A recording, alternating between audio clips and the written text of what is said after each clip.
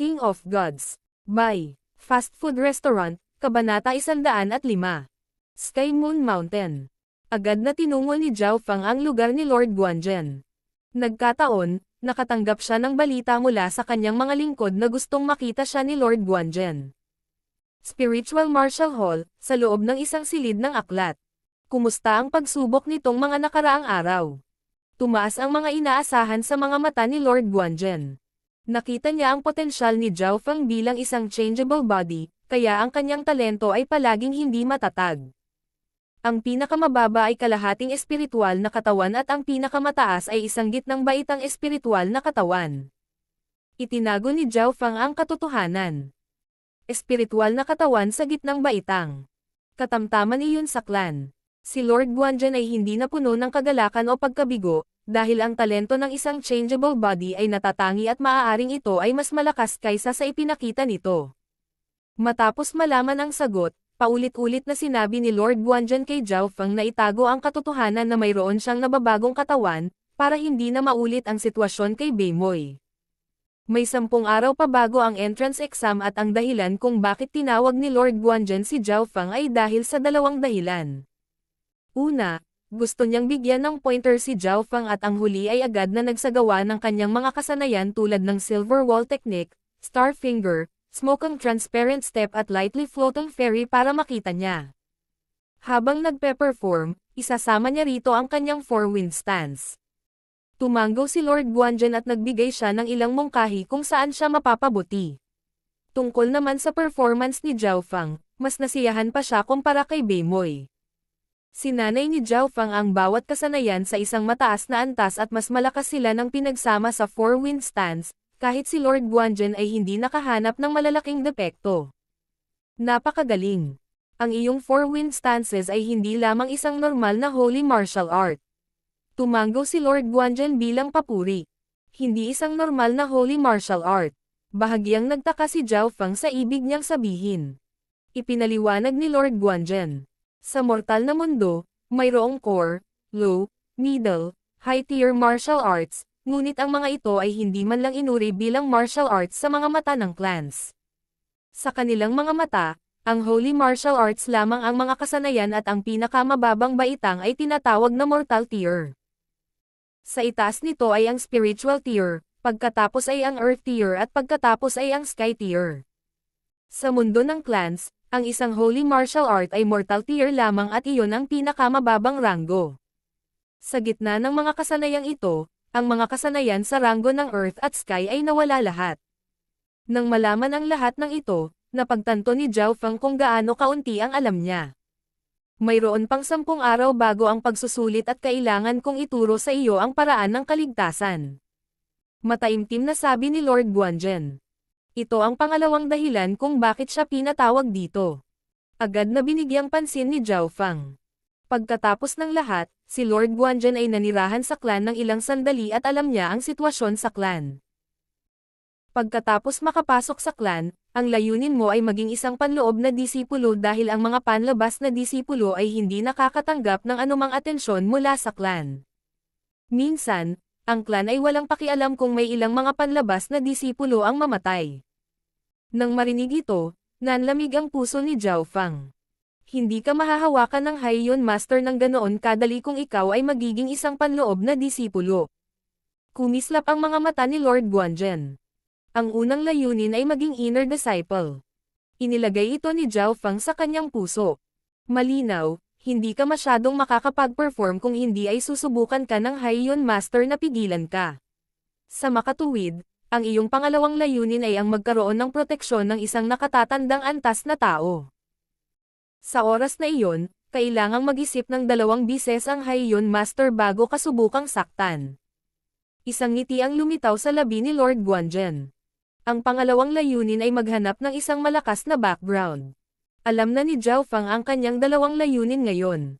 Matapos itanong ang natitira sa kanyang mga tanong, nagpasya si Lord Guanzhen na bigyan si Zhao Fang ng ilang karagdagang mapagkukunan. Noong nakaraan, sa Beast Horde, 100 puntos ang nabawas sa iyong score. Bibigyan kita ng 300 puntos para pagtakpan sila. Nakangiting sabi ni Lord Guanzhen. Ang 300 puntos sa labanan ay maaaring magbigay daan kay Zhao Feng na gumawa ng maraming bagay. Ang mga battle point na ito ay maaaring palitan ng mga table tasks, gamot at kahit isang bag ng Golden Body Strength Eneng Powder. Agad nagpasalamat si Zhao Feng kay Lord Guanzhen, pagkatapos ay tumungo siya sa Treasury Hall para kumuha ng mga mapagkukunang pampalakas ng katawan. Napagtanto niya na wala nang natitira pang Golden Body Strength Eneng Powder, at ang bag na kinuha niya noong huli ay ang huling pakete. Walang magawa, kinailangan niyang ipagpalit ang kanyang mga puntos para sa ilang mababang uri na mapagkukunan na katulad ng Golden Body Strength Eneng Technique. Sa pagkakataong ito halos lahat ng mga bagay na pampalakas ng katawan ay naalis na sa Treasury Hall. Pagkatapos bumalik sa kanyang silid, nagpunta si Zhao Feng sa liblib na pagmumuni-muni at tumutok sa Silver Wall Technique.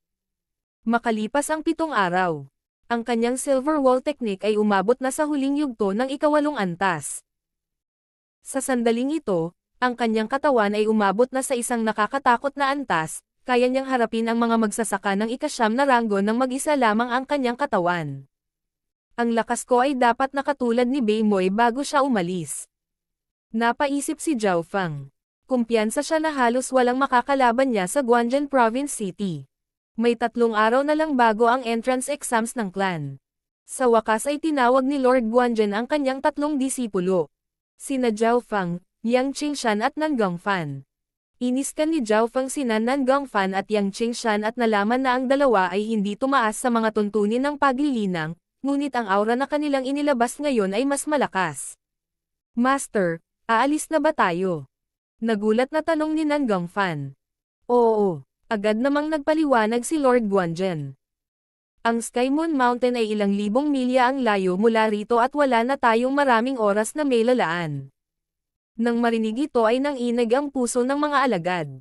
Noong araw na iyon, agad na ginamit ng 4 ang kanilang mga kasanayan sa bilis at lumabas ng Guanzhen Palace. Sa kanilang bilis, kaya nilang mag-sprint ng hanggang 2,000 milya sa isang araw, na mas mabilis pa sa kabayo. Isang gabi. Nakarating ang 4 sa isang bundok. Teng, teng, teng. Ang 4 ay lumundag sa hangin, na umaabot sa 20 metro sa bawat pagtalon. Nandito na tayo. Huminto si Lord Guanzhen at tumingin sa isang bundok na nababalot ng ambon. Sa ilalim ng liwanag ng buwan, isang mahinang malamig na liwanag ang nagmumula sa bundok na nagbibigay ng mahinang presyon. Ito ang Sky Moon Mountain. Tiningnan din ito ni Zhao Feng at ng dalawa pa at nabigla sila sa kanilang nakita. Ang kalapit na lugar ng bundok ay napuno ng mga bangin at mga bangin na ang ilan ay milya-milya ang haba. Ang isang cultivator na nasa ika-9 na ranggo ay halatang hindi makatawid sa bangin na ito, maging ang mga nasa Ascended Realm ay kailangang mag-ingat sa pagtawid. Ayan na ang pasukan. Kinuha ni Lord Guanzhen ang kanyang 3 alagad. Pagkatapos tumakbo ng 10-10 milya, lumitaw ang isang hugis na yun na landas na nag-uugnay patungo sa Sky Moon Mountain at sa pasukan ng landas, mayroong humigit kumulang 100 tao. Karamihan sa kanila ay mga kabataan na wala pang 18 taong gulang na may napakataas na talento at naghihintay na makapasok. Lord Guanzhen, dumating ka rin. Sumenya sa kanila ang isang matanda na may kulay bahaghari na buhok. Sa likod ng matanda ay may 3 kabataan, 2 lalaki at 1 babae. Ang 2 lalaki ay parehong nasa ika-7 ranggo at ang batang babae na 14 at 15 taong gulang, ay nasa ika-8 ranggo. Hahaha, Lord Kang Tai, matagal na tayong hindi nagkikita. Tugon ni Lord Guanzhen. Ang matandang may bahaghari na ito ay si Lord Kang Tai, ang Panginoon ng kalapit na lungsod ng probinsya na Beleng at may hawak na parehong posisyon bilang Lord Guanzhen. Parehong sinuri ng 2 master ang mga kabataang nakatayo sa likuran ng isa't isa. Ito ang apo ko, si Liu Yao. Ipinakilala ni Lord Kang Tai ang dalaga sa likuran niya. Si Liu Yao ay mga 14 at 15 taong gulang, ngunit siya ay nasa ika-8 na ranggo na ibig sabihin ay siya ay napakatalino, at tinalo niya sina Nan Gongfan at Yang Qingshan noong sila ay kasing edad niya. Sa pasukan, mayroong 100 kabataan na karamihan ay nasa ika-7 ranggo ng mas mataas. Kahit na mababa sa ika-7 ranggo, nasa murang edad sila, mga 12 hanggang 13 taong gulang. Sa pagtingin sa mga kabataan na 12 hanggang 13 taong gulang at umabot na sa ika-6 na ranggo, hindi napigilan ni Zhao Feng na mapabuntong hininga. Nang bumalik siya sa Greenleaf Village, para siyang palaka sa balon. Ang mga kabataang ito ay dumaan sa maraming pagsubok at hamon at sa wakas ay inirekomenda sila sa Broken Moon Clan. Ang ilan ay nagmula sa lungsod ng lalawigan tulad ni Zhao Feng at kasamahan, habang ang iba ay nagmula sa malalaking pamilya. Mayroon ding maliit na bilang na nagmula sa royal line ng Cloud Country. Tingnan mo, iyon ang prinsesa ng Cloud Country, si Yun Xiangming. Sabi ng ilan sa mga kabataan sa mababang tono. Kasunod ng kanilang mga paningin, nakita ni Zhao Feng ang isang batang babae sa paligid ng 14 at 15 taong gulang na may napakaranggal na aura. Ang kanyang cultivation ay umabot na rin sa pinakamataas na ika-8 ranggo, katulad ni Yang Qingshan at Nan Gongfan. Bukod sa kanya, mayroon pa ring ilang nangungunang mga henyo ngunit wala sa kanila ang maihahambing kay Beimoy. May isang tao sa ika-9 na ranggo, ngunit siya ay umabot sa 17 hanggang 18 taong gulang, mas matanda kaysa kay Beimoy. Lord Guanzhen, sino sa kanila si Beimoy? Kawili-wiling tumingin si Lord Kangtai sa tatlo. Nang marinig ang pagtaas ng pangalan ni Beimoy, medyo pangit ang ekspresyon ni Lord Guanzhen ngunit hindi niya ipinaliwanag kung ano ang nangyari kay Beimoy habang ipinakilala niya ang tatlo. Nakita ni Lord Kangtai na sa tatlong disipulo, si Zhao Feng ang pinuno. Ang kanyang apo na si Liu Yao ay tumingin ng kawili-wili kay Zhao Feng, ngunit si Zhao Feng ay casual na tumingin sa kanila, pagkatapos ay hindi na niya sila muling tiningnan. Dahil sa kanyang ugali, bahagyang umikot ang kilay ni Liu Yao. King of Gods, Kabanata 106. Pagpasok sa bundok, nakita ni Liu Yao ang casual na ugali ni Zhao Feng, tila walang ibang henyo ang maaaring pumasok sa kanyang mata. Kahit na tumingin siya sa mga cultivator ng ika-9 na ranggo, wala pa rin itong ekspresyon. Bahagyang kumunot ang mga kilay ni Liu Yao at hindi niya naitago ang pang-aalipusta sa kanyang mga mata.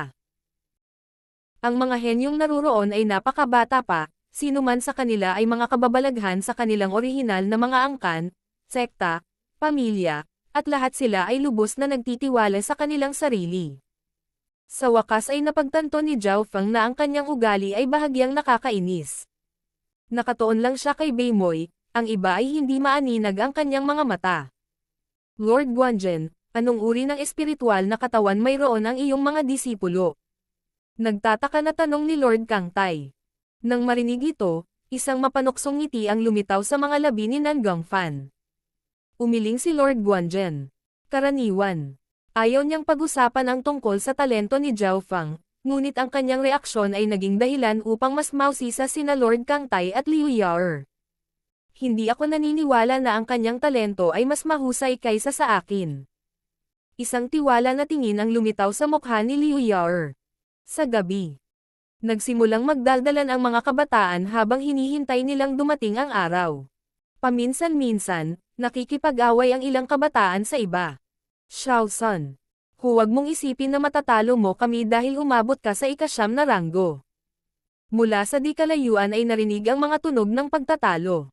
Ang bawat isa ay inikat ang kanilang mga ulo sa direksyon ng tunog at nakita nila ang isang itim na nakadamit na kabataan ng ika-9 na ranggo ay nakikipagtalo sa ilang iba pang mga kabataan. Ang nakaitim na kabataang nakadamit ay si Xiaosan, ang tanging ika-9 na ranggo na kabataang naruroon. Isang grupo ng mga mahihina.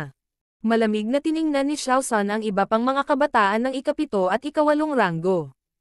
Nailabas ang kanyang aura na ika-9 na ranggo, dahilan para hindi makahinga ng maayos ang ibang mga kabataan. Ano ang kinatatakutan natin? Sama-sama tayong umatake. Dalawang kabataang nasa ika-8 ranggo ang sumugod kay Xiaosan mula sa kaliwa at kanan. Agad namang nag-away ang tatlo.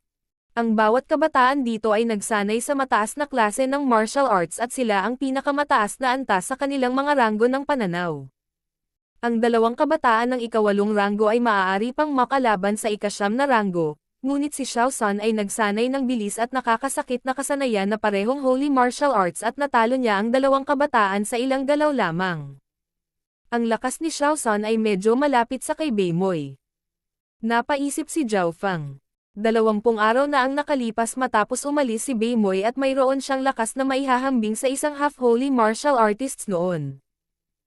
Ngayon ay nakapasok na siya sa clan, magiging mas malakas pa ba siya? Ang Shaosan na ito ay nagmula sa pinakamalaking pamilya sa pag-iisa, ang pamilyang Shao. Ang pamilyang ito ay nasa loob ng libu-libong taon at ang kanilang lakas ay hindi mas mahina kaysa sa isang lungsod ng lalawigan. Sabi ni Lord Guanzhen sa mababang tono.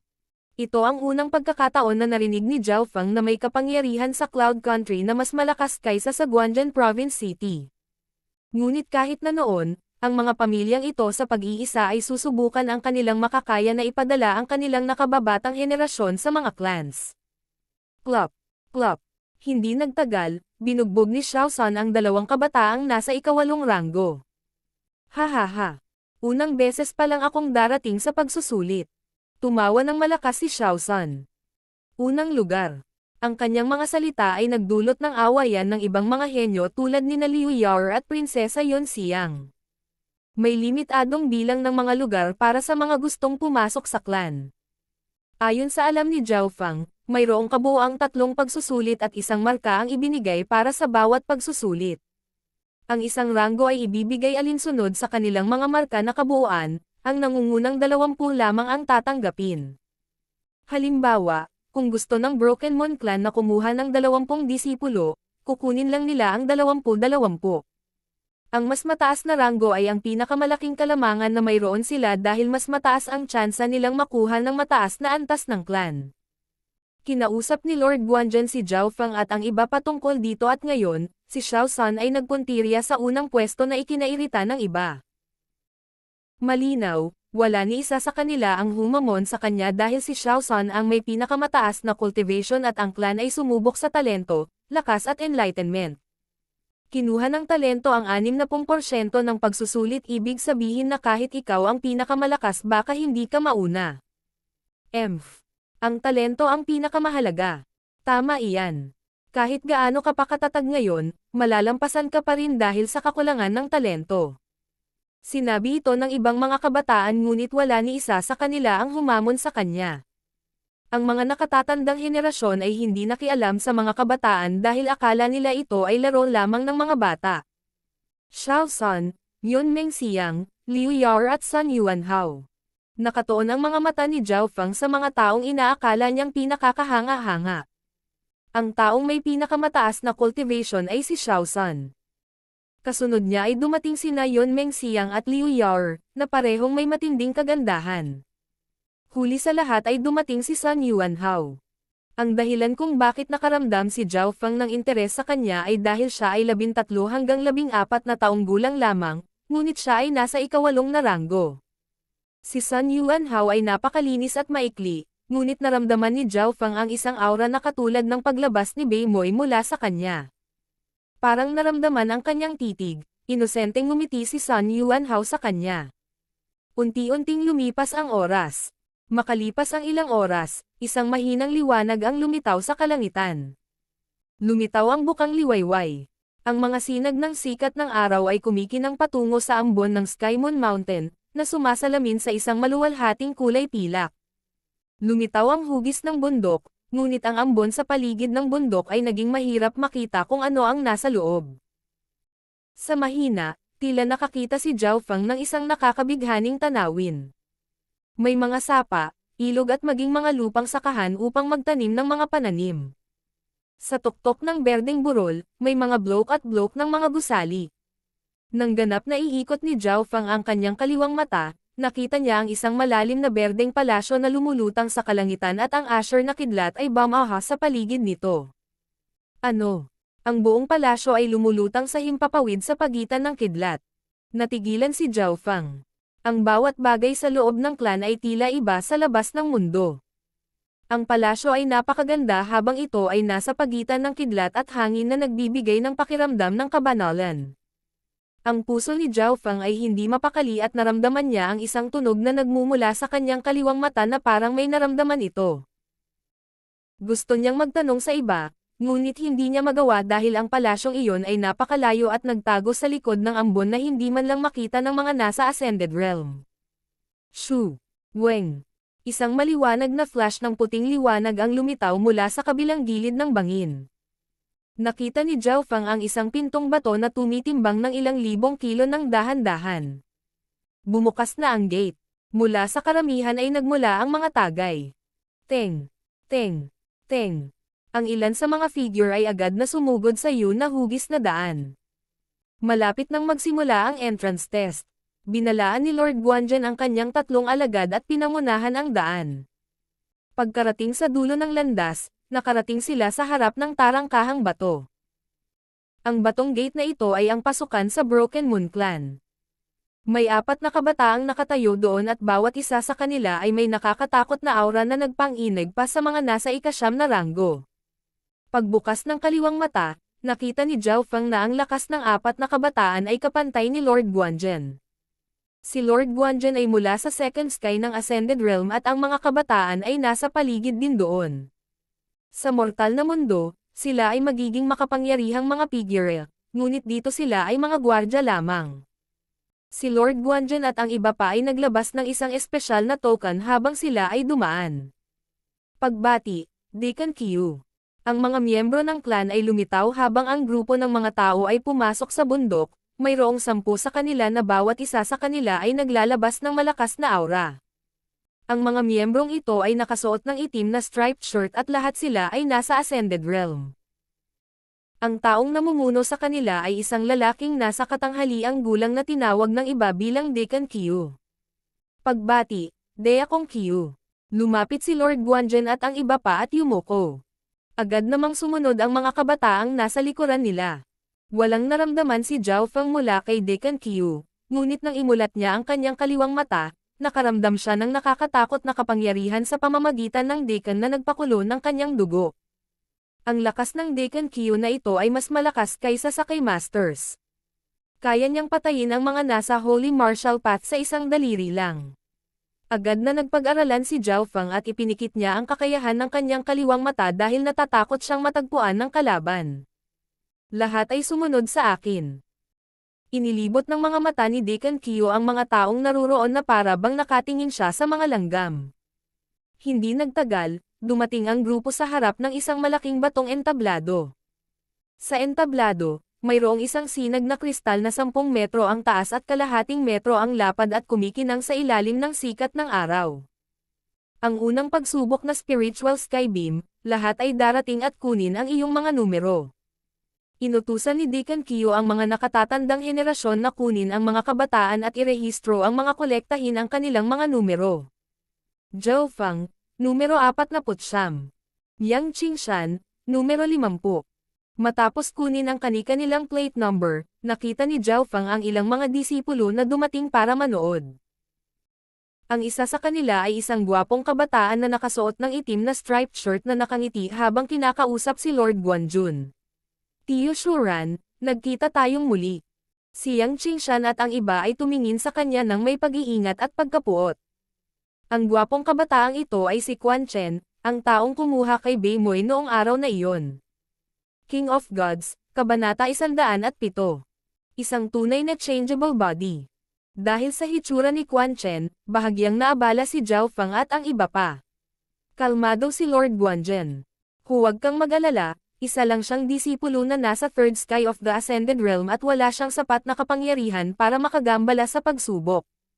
Sa entablado ng bato, pinagmasdan ni Deacon Qiu ang mga nanunood na disipulo na may babala sa kanyang mga mata. Ang mga disipulong ito ay tila natigilan ng kidlat at agad silang umatras sa isang tiyak na distansya at tumahimik. Maging si Quan Chen ay ginawa iyon, tila natatakot din siya kay Deacon Qiu. Sa Broken Moon Clan, ang Deacon na antas ay nasa gitnang antas na. Hindi lamang sila nagkaroon ng mataas na awtoridad, sila rin ay nasa Ascended Realm. Ang unang pagsubok na spiritual sky beam ay sumusubok sa iyong talento. Nakikita mo ba ang kristal na bilog na sinag? Iyan ang mga gamit na ginagamit para sukatin ang iyong talento. Pakilala ni Lord Guanzhen. Si Zhao Feng at ang dalawa pa ay lumingon patungo sa crystal beam na 5 metro ang taas. Ito ay katulad ng kristal na bola na ibinigay noon, ngunit ito ay mas maganda. Hindi nagtagal, Natanggap na ng mga kabataan ang kanilang mga plate number, kung saan nakalagay ang kanilang simpleng impormasyon. Magsisimula na ang unang pagsubok na Spiritual Skybeam. Unang bilang, Zhang Junchen. Isang alagad ang nagpahayag. Sa entablado, si Deacon Q ay nakaupo sa kanyang upuan habang ang mga lalaking nasa ilalim niya ay gumagawa ng lahat ng trabaho. Hindi nagtagal, ang pinakauna sa bilang na si Zhang Junchen ay umakyat sa stage at dumating sa harap ng Spiritual Skybeam. Ang paraan ng pagsubok ay kapareho ng bowl ang kristal. Ipunan ang iyong mental na enerhiya at ilagay ito sa sinag. Weng. Ang mga layer ng puting liwanag ay lumitaw sa sinag at ang liwanag ay umabot sa 2 metro ang taas. Ang buong Spiritual Skybeam ay 5 metro ang taas, ang unang 4 na 0.5 metro ay nangangahulugan ng mortal body. Low, middle, high, peak. Ang talento ng kabataan ay umabot sa 2 metro, na nangangahulugan na siya ay isang peak mortal body. Gusto pa ng isang mortal body na pumasok sa clan. Sa iyong panaginip, umalis ka dito. Isang malamig na boses ang umalangaw-ngaw sa paligid ng entablado ng bato. Ang kabataang kakasubok lang ay bumaba sa entablado na parang nawala ang kanyang kaluluwa at kinuha siya ng mga disipulo ng clan. Ang eksenang ito ay naging dahilan upang magtinginan si Zhao Feng at ang dalawa pa sa gulat. Kailangang malaman ng isang tao na ang isang henyo tulad ni Zhao Linlong ay mayroon lamang mas mataas na mortal body. Kahit may talento na tulad niya, pinauwi agad sila. Sa totoo lang, hindi lahat ay nagkaroon ng pagkakataong subukan ang kanilang talento dahil wala silang bowl ang kristal gaya ni Lord Guanzhen. Di nagtagal, ang ilang iba pang mga kabataan ay tila nasubak. Ang pangalawang kabataan ay may mas mahusay na marka kaysa sa unang kabataan na ang kanyang ilaw ay umaabot sa 2. 5 metro na kamakatawan sa isang mababang antas na spiritual body. Low-tier spiritual body, pumasa. 2 puntos para sa unang pagsubok. Ayon sa mga alituntunin, hanggat ang talento ng isang tao ay lumampas sa 2 metro, tinanggap sila at binigyan ng marka ayon sa kung anong taas ang naabot ng kanilang talento. Ang 2.25 metro ay 1 puntos at ito ay kumakatawan sa kalahating espiritual na katawan. Ang 2.5 metro ay 2 puntos at kumakatawan sa isang mababang antas na spiritual body. Ang 2.75 metro ay 3 puntos at ang talento ay nasa pagitan ng isang mababang gitnang spiritual body. Kung umabot sa 3.5 metro ang talento ng isang tao, makakakuha sila ng 6 na puntos dahil nangangahulugan ito ng mataas na spiritual body. Ang 6 na puntos ay isang perpektong marka sa isang tiyak na lawak dahil kung ang talento ng isang tao ay katulad ng kay Beimoy, makakatanggap sila ng 10 puntos at papasok kaagad sa clan nang hindi man lang kumukuha ng mga natitirang pagsusulit. Ang unang pagsubok ay ang pinakamahalaga. Numero 27, Xiao San. Sumigaw ang alagad na tumatawag sa mga pangalan. Agad na tumingin ang mga kabataan kay Xiao San, ang tanging umabot sa 9 na ranggo. Weng. Ang ilaw sa sinag ay kumikislap ng napakaliwanag na ang mga tao mula sa milya-milya ang layo ay makikita pa ito. 3.25 metro. Natigilan ang mga kabataang nanonood sa ibaba. 3.25 metro, pumasa. 5 puntos. Ang mga marka ni Xiao San ay halos perpekto dahil sino mang higit sa 6 na puntos sa unang pagsubok ay tatanggapin ng walang pag-aalinlangan. Nagpatuloy ang pagsusuri na hindi bababa sa 1/3 ng mga kabataan ang naalis. Numero 33, Yun Meng Xiang. Sa sandaling ito, ang mga titig ng mga kabataan ay naaakit sa marangal na babaeng ito, siya ang prinsesa ng Cloud Country, Yun Meng Xiang. Weng. Ang ilaw ay tumaas ng 3 metro ang taas sa sinag. Ang kanyang talento ay isang mid-tier spiritual body. 3 metro, pumasa. 4 na puntos. Ang talento ng karamihan sa mga kabataan ay mas mababa sa 3 metro at bilang isang prinsesa na may napakagandang hitsura at mataas na talento, ang kanyang hinaharap ay hindi maisip. Hindi mapigilan ni Zhao Feng ang tumango, ang mga kabataang kinaiinteresan niyang lahat ay may magandang talento. Numero 41, Liu Yao. Isang nakangiting batang babae ang lumutang sa entablado. Tiningnan siya ni Zhao Feng nang may interes. Medyo hindi siya nasisiyahan sa kanya noon at mula sa kumpiyansa niyang hitsura, malamang na mayroon siyang magandang talento. Weng. Ang nagniningning na ilaw sa sinag ay napakaliwanag na nakikita ito ng lahat sa loob ng 10 milyang radius. Oh my God! Gulat na gulat ang mga kabataan sa ibaba. Ang ilaw ay umabot sa 3.5 metro. 3.5. Mabuti. High-tier spiritual body. 3.5 metro. Ito ang pinakamagandang resulta sa ngayon. Number 41 Liu Yao, hindi mo na kailangang kumuha ng iba pang mga pagsusulit at maaari kang makapasok kaagad sa clan. Maging ang mga mata ni Deacon Q ay lumiwanag.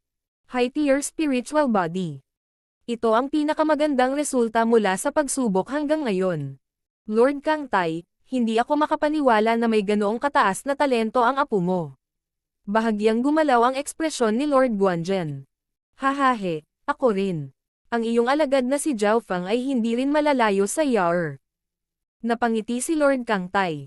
Dahil ang edad ni Zhao Feng ay nasa edad ni Liu Yao at ang kanilang paglilinang ay halos pareho, automatikong inakala ni Lord Kang Tai na ang talento ni Zhao Feng ay katulad ni Liu Yao's. Ngumiti si Lord Guanzhen bilang tugon ngunit nanatiling tahimik. Pagkatapos ng pagsusulit ni Liu Yao, walang ibang nakalampas sa kanya. Iilan lamang ang nakarating sa mid-tier spiritual body dahil may malaking pagkakaiba sa pagitan ng low-mid spiritual body. Numero 49, Zhao Feng. Narinig ang boses ng alagad. Si Zhao Feng na, at nakatutok sa kanya sina Lord Guanzhen at Lord Kang Tai. Sa hindi kalayuan, si Liu Yao ay nagbigay ng mapanuksong sulyap. Wala pang nakahihigit sa kanya hanggang ngayon. Sumulyap si Zhao Feng kay Liu Yao bago kumpiyansa na naglakad paakyat sa hagdanan. Parehong nagulat sina Liu Yao at Lord Kang Tai, mula sa mga mata ni Zhao Feng, nakita nila ang paghamak, na parang hindi niya inilalagay si Liu Yao sa kanyang mga mata. Tingnan natin kung ano ang talent mo. Bumantong hininga si Liu Yao, ngunit nakaharap sa casual at kumpiyansang hitsura ni Zhao Feng, masama ang pakiramdam niya. Mas maganda kaya ang talent niya kaysa sa akin. Maging si Lord Kang Tai ay may solemn na ekspresyon. Pag-akyat sa entablado, inilagay ni Zhao Feng ang kanyang kamay sa spiritual skybeam. Weng. Ang ilaw sa sinag ay tumaas ng hanggang 1 metro bago bahagyang nanginginig pagkatapos ay bumilis ng hanggang 2.5 metro. Nang umabot sa 2.5 metro, halos tumigil ang ilaw. Naramdaman ni Zhao Feng ang pagkibot ng kanyang kaliwang mata, ngunit hindi niya ito binuksan kung hindi ay madaling umabot sa 4 na metro ang liwanag. Nitong mga nakaraang araw, nagsasanay siya para kontrolin kung gaano karaming talento ang ipinakita niya sa pamamagitan ng pagsubok nito gamit ang bowl-ang kristal. 2.5 meters, low-tier spiritual body, pumasa. 3 puntos. Ang kanyang marka para sa unang yugto ay inihayag. Ang talento ni Zhao Feng ay napaka-normal at hindi siya nakakuha ng mata ng sinuman. Isang mababang baitang espiritual na katawan. Hahaha. Si Liu Yao ay nanunuya kay Zhao Feng. Sabay-sabay na nagpakawala ng hininga si Lord Kang Tai at ang kanyang dalawa. Ang lolo at apo ay natakot dahil sa kumpiyansa na hitsura ni Zhao Feng. Si Zhao Feng ay lumabas ng stage at mapaglarong tumingin kay Liu Yao. Ang mabahong brat na ito ay sinusubukang maging cool. Sa sobrang galit ni Liu Yao ay nagsimula siyang manginig at sa wakas, napagtanto niya na pinaglaruan siya ni Zhao Feng. Wala ring masabi si Lord Kang Tai, naisip niya na si Zhao Feng ay may pinakamataas na talento dahil sa pananahimik ni Lord Guanzhen noon. Si Quan Chen na nanonood din ay ngumiti ng pang-aalipusta. Low-tier spiritual body. Ang mga katulad niya ay hindi man lang palakihin ng maayos ng clan. Siya ay nakatadhana na nasa ilalim ng clan. Kahit si Quan Chen ay hindi man lang inilagay ang talento ni Zhao Feng sa kanyang mga mata, kaya paano ang isang elder? Nagpatuloy ang pagsusuri at ang pagganap ni Zhao Feng ay hindi nakakuha ng atensyon ng sinuman. Nagpakawala rin ng hininga si Lord Guanzhen, naging matagumpay ang unang hakbang ng plano. Sina Yang Qingshan at Nan Gongfan ay parehong umakyat upang subukan at ang kanilang mga talento ay 3 metro at 2.75 metro ayon sa pagkakabanggit. Hindi inisip ni Zhao Feng na si Yang Qingshan ay magkakaroon ng middle tier na spiritual body at si Nan Gongfan ay nasa pagitan ng low at middle tier. Middle tier spiritual body. Hindi masama, ngunit halos imposibleng banta si Master. Mukhang kailangan nating bigyang pansin itong Yang Qingshan. Nakuha ng atensyon ni Yang Qingshan ang atensyon ni Quan Chen, ngunit ang huli ay mayroon pa ring walang pakialam na saloobin. Pagkatapos na ang unang yugto. Numero 72, Sun Yunhao. Nakuha ng pangalan ang atensyon ni Zhao Feng. Isang kabataang 13 hanggang 14 na taong gulang ang lumakad sa entablado. Siya ay mas bata pa kay Zhao Feng, ngunit siya ay nasa ika-8 ranggo ng martial path. Ang kanyang potensyal ay nakakuha pa ng mata ni Deacon Qiu. Sabik na inilagay ni Sun Yunhao ang kanyang kamay sa spiritual sky beam. Weng! Huminto ang ilaw nang umabot sa 1.25 metro o higit pa. Bahagyang nagulat ang mga taong nanunood dahil naabot ni Sun Yunhao ang napakataas na antas ng cultivation sa kanyang edad. Weng! Weng! Ang ilaw sa spiritual sky beam ay biglang tumaas at bumaba at ito ay lubhang hindi matatag. Biglang tumalon ang liwanag na may taas na 1.25 metro sa 2.5 metro pagkatapos ay bumagsak pabalik sa 1 metro. Kakaiba. Dahil sa eksenang ito, naalala ni Zhao Feng ang sitwasyon ni Zhao Yufei noong sinubukan niya ang kanyang talento sa bowl ang kristal dahil ang sitwasyon noon ay lubhang hindi matatag din. Ngunit sa pagkakataong ito, sinusubok nila ang spiritual sky beam na mas binuo. Weng! Ang ilaw ay tumalon sa 3 metro at sumara sa 3.5 metro. Oh my God! Ano ang nangyayari? Natigilan ang karamihan. Ito kaya ang napakabihirang changeable body. Sabi ni Deacon Qiu. Weng Xiu. Biglang sumabog ang ilaw at umabot sa 4 na metro ang naglalabas ng liwanag na napakalakas kaya natakpan nito ang lahat sa 10-10 milya. 4 na metro. Halos lumuwa ang mga mata ng karamihan. Halos malaglag ang panga ni Quan Chen. Ang kanyang talento ay malapit pa sa Beimoy. Isa pang super genius. Ito ay isang tunay na changeable body. Huminahon si Zhao Feng mula sa pagkabigla at pananabik habang si Lord Guanzhen sa tabi niya ay may nagtatanong na tingin sa kanyang mukha. King of Gods, Kabanata 108. Pagsusulit sa mekanismo. Sun Yuanhao ay nagpawis ng husto kay Zhao Feng dahil ito ay isang tunay na katawan na nababago. Ngunit dahil hindi gaanong alam ni Lord Guanzhen ang tungkol sa changeable body dahil sila ay napakabihira, wala siyang sinabi. Sa sandaling ito ang lahat, kabilang si Deacon Qiu ay naantig.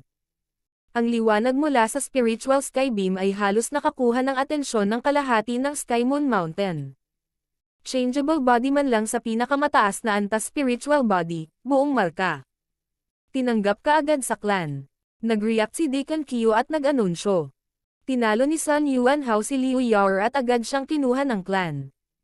Habang pababa siya ng stage ay pinagtitinginan siya ng iba ng may inggit at inggit. Ang isang henyo na tulad niya ay malapit ng maging disipulo ng isang taong may malaking kapangyarihan. Napabuntong hininga si Lord Guanzhen. Kapag nakikita niya si Sun Yuanhao, may isip niya si Beimoy at sa makatuwid ang kanyang kalooban ay nalulumbay. So, biglang lumitaw ang tunog ng hangin nang may bumaba mula sa langit. Iyon ay, pakiramdam ng mga tao sa ibaba ay para silang langgam sa harap ng tao. Ang taong nakadamit ng ginto at siya ay parang Diyos habang naglalakad sa himpapawid.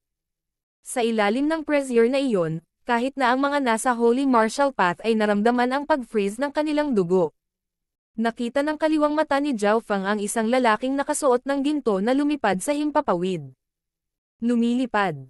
Hindi kailanman naisip ni Zhao Feng na ang mga magsasaka ay maaaring lumipad dahil ang paglipad ay isang alamat lamang. Pagbati Elder Zhu. Bulalas ni Deacon Qiu habang pinupunasan niya ang pawis sa kanyang noo at yumoko patungo sa lalaking nakasuot ng gintong damit. Hua! Sabay-sabay na yumoko ang ibang mga disipulo. Ang nakadamit na gintong elder ay nakatayo sa himpapawid at pinagmasdan ang mga disipulo na parang isang Diyos. Sa hindi kalayuan, ang mukha ni Quan Chen ay maputlang puti at nanginginig. Ang lalaking nasa harapan nila ay isang elder na may hawak ng higit na kapangyarihan kaysa sa Haiyan Master. Shua! Sa isang iglap ng ginto, ang nakadamit na gintong elder ay lumitaw sa harap ni Sun Yuanhao. Ha! Changeable body. Gusto ko lang kumuha ng disipulo, mukhang maswerte ako. Ini-inspection ni Elder Zhu si Sun Yuanhao ng may kagalakan. Sun Yuanhao. Handa ka bang kunin ang elder na ito bilang iyong master? Ayon sa mga patakaran, kung gagawin mo, maaari kang maging isang panloob na disipulo kaagad. Sinabi sa kanya ni Deacon Q. Sa ilalim ng naiinggit na mga titig, si Sun Yuanhao ay tumanggaw ng may kaba. Payag ang disipulong ito. Tumawa si Elder Zhou, hinawakan siya sa kamay at naging gold blur nang mawala siya sa kailaliman ng bundok. Pagkatapos ng maliit na interference na ito, ang unang pagsubok na spiritual sky beam ay magtatapos na. Sa isip ni Zhao Fang, ang imahe ng elder na lumilipad ay tumagal doon at hindi siya mapakali. Iyon ay isang tao sa True Spirit Realm, mayroon silang kakayahang lumipad sa maikling panahon at kontrolin ang hindi maisip na kapangyarihan. Napabuntong hininga si Lord Guanzhen nang lumitaw ang paggalang at pananabik sa kanyang mga mata. Sa ilalim ng True Spirit Realm ay ang Ascended Realm at ang huli ay mayroong 7 skies. Ang 7 skies ay nangangahulugan ng 7 pagbabago sa bawat pagbabago na nagbibigay sa cultivator ng hindi kapani-paniwalang kapangyarihan. Mula sa isang tiyak na pananaw, ang mga cultivator ng True Spirit Realm ay ang ebolusyon ng mga tao, kaya nagawa nila ang mga bagay na tila imposible para sa mga normal na tao. May kabuuang 45 kabataan ang nakapasa sa unang pagsusulit at nakapuntos sa loob ng 1 hanggang 5 puntos. Nagkaroon ng kabuuang 3 pagsusulit at ang unang pagsusulit ay binubuo ng 6 na puntos. Kung ang isang tao ay umabot sa pinakamataas na marka, sila ay tinanggap kaagad sa clan. Ang susunod na 2 pagsubok ay ang Mechanism Test at 9 Picture Array Test na nagbibigay ng maximum na 2 puntos bawat isa. Sinabi ni Lord Guanzhen sa kanyang mga alagad ngunit sinabi niya sa partikular si Zhao Fang dahil nakakuha lamang siya ng 2 puntos sa pagsusulit sa Spiritual Sky Beam at ang susunod na 2 pagsusulit ay nagdagdag lamang upang magbigay ng kabuuan ng 4. Kung ang kanyang marka ay masyadong mababa, maaari niyang hindi dadalhin sa clan. Naiintindihan ko. Alam ni Zhao Fang kung ano ang gagawin. Sundan niyo ako sa mechanism test. Pinangunahan ni Deacon Q ang grupo ng mga tao sa isang landas na may lapad na 1.5 metro. Sa magkabilang gilid, may 2 bundok at meron ginawa ng tao ang mga kuweba sa kanila. Ito ba ang mechanism test? Pagkatapos na pumasok sa mechanism path, kailangan mong pumatay ng mga mekanikong hayop na may parehong antas ng paglilinang gaya mo. Makakakuha ka ng 1 puntos para sa pagpatay ng 2 at 2 puntos para sa pagpatay ng 4 o higit pa. Anunsyo ni Deacon Q. Sa totoo lang, nakatanggap na si Zhao Fang ng impormasyon mula kay Lord Guanzhen. Numero 3, Wu Dan. Isang alagad ang tumawag. Teng. Isang kabataang nasa ika-7 ranggo ang pumasok sa loob at naglakad papunta sa landas. Huang. Isang purong itim na mekanikal na hayop ang lumabas mula sa isa sa mga kuweba. Ang hugis nito ay katulad ng sa tao at may hawak itong karit na tumatagos patungo sa kabataan. Pang. Nagsagupaan ang kabataan at mekanikal na hayop, ngunit agad na nagbago ang ekspresyon ng mga kabataan nang siya ay umatras. Ang lakas ng mekanikal na hayop ay nasa ika-7 ranggo, ngunit ang depensa at opensa nito ay mas malakas kaysa sa ika-7 ranggo. Nangangahulugan din ito na ang mga mekanikal na hayop ay mga elite sa kanilang hanay. Ginamit ng kabataan ang lahat ng kanyang kapangyarihan at sa wakas ay naibagsak niya ang halimaw. Huang. Huang. Gumawa pa siya ng ilang hakbang at lumitaw ang 2 mekanikal na hayop mula sa mga kalapit na kuweba. Hindi maganda. Kapansin-pansing nagbago ang ekspresyon ng binata habang sinubukan niyang labanan ang mga halimaw sa parehong oras. Sa paglipas ng panahon, may ilang mga halimaw na lumabas mula sa mga kuweba ngunit hindi sila mabilis. Kaya naman nakapatay ng isa ang kabataan dahil sa bilis nito. 1 puntos para sa pagpatay sa 2 halimaw. Inihayag ng alagad. Pagkatapos nito, ang ilan pang mga henyo ay umakyat at nakipaglaban sa mekanikal na hayop. Karamihan sa kanila ay nakapatay ng 1 o 2, ngunit napakahirap pumatay ng 4 o higit pa. Ang depensa ng mga mekanikal na hayop ay napakalakas. Nakita ng kaliwang mata ni Zhao Fang ang sitwasyon. Maging si Xiao San, na nasa ika-9 na ranggo, ay nakaramdam ng pressure habang nakaharap niya ang mga mechanical beast na nasa ika-9 na ranggo. Kung mas mataas ang cultivation ng isang tao, mas malakas ang mga hayop na lumitaw, kaya kinailangan ni Xiao San na harapin ang mga hayop na nasa ika-9 na ranggo. Sa wakas ay nagawa niyang pumatay ng 3 hayop at nakakuha ng 1.5 puntos. Napakababa lamang ng mga kabataan ang nakakuha ng 2 puntos. Ang 2 puntos ay isang perpektong marka sa ikalawang pagsusulit, ngunit ito ba ay madaling makuha? Kailangan ng isa na pumatay ng 4 na elite ng parehong ranggo at kung minsan ay humaharap ng higit pa sa parehong oras. Numero 49, Zhao Feng. Tumunog ang boses ng mga alagad. Nagbabala si Lord Guanzhen. Mababa ang iyong marka para sa unang pagsusulit, kaya dapat kang makakuha ng buong marka para sa pagsusulit na ito. Ang clan ay nagbigay ng kahalagahan sa talento, sa makatuwid si Quan Chen at ang iba pang mga disipulo ay umalis na. Sa kanilang mga mata, talento ang nagpasya sa hinaharap kaya ang susunod na 2 pagsubok ay hindi mahalaga. Teng. Ang figure ni Zhao Feng ay tumungo sa daanan ng mekanismo. Huang. Maya-maya ay lumitaw ang isang halimaw mula sa isang kuweba sa malapit. Starfinger. Fluong Wind Stance. Agad na napapikit ang figure ni Zhao Feng sa halimaw at bahagyang gumalaw ang kanyang katawan sa gilid upang iwasan ang mekanikal na pag-atake ng mga hayop. Tong. Ang asher niyang daliri ay tumama sa punto kung saan magkadugtong ang 2 bahagi. Plop.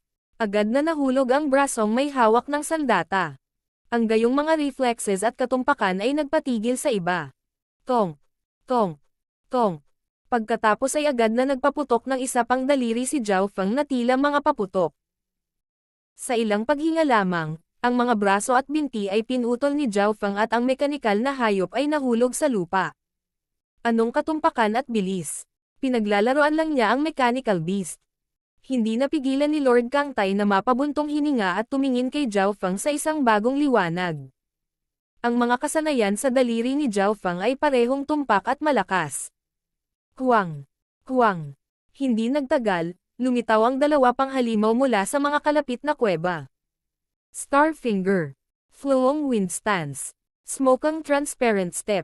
Ang figure ni Zhao Feng ay parang multo na tumalon sa harap ng 2 mekanikal na hayop. Hung. Pagkatapos ng ilang paghinga, ang isa sa mga hayop ay pinutol ni Zhao Feng sa 8 piraso. At tulad ng ginawa niya, lumitaw ang 3 iba pang mga hayop na nagsasama-sama ng hanggang 4 na hayop, na lumapit kay Zhao Feng. Ito ay kapareho ng 4 na hayop na malapit sa ika-9 na ranggo na may matinding depensa na lumalapit kay Zhao Feng. Sa ilalim ng sitwasyong ito, hindi maraming kabataan ang makakayanan ito. One-line Starfinger. Tornado Stance. Isang malamig na liwanag ang sumilay sa mga mata ni Zhao Feng habang inilalabas niya ang kanyang daliri, na isang malawak na hanay na inaatake. Ang Tornado Stance ay isang kasanayan na maaaring magpapataas ng pinsala at lugar ng pag-atake. Hung. Ang daliri ay diretsyong tumusok sa kung saan naruroon ang puso ng hayop. Mahirap isipin kung anong uri ng kapangyarihan ang kakailanganin upang agad na mapatay ang isang mekanikal na hayop. Kailangang malaman ng isa na ang depensa ng mga makinang ito ay nasa ika-9 na ranggo. Boom! Boom! Boom! Agad na pumutok si Zhao Feng ng 3 pang daliri at bawat daliri ay madaling tumusok sa katawan ng mekanikal na hayop. Plop! Plop! Baam! Ang iba pang 3 hayop ay nawasak na lahat ni Zhao Feng sa isang galaw at sila ay nakahiga sa sahig na hindi gumagalaw. Sa isang sandali, si Zhao Feng ay nag-alaga ng 5 halimaw, naiwan ang isang grupo ng mga nalilitong kabataan.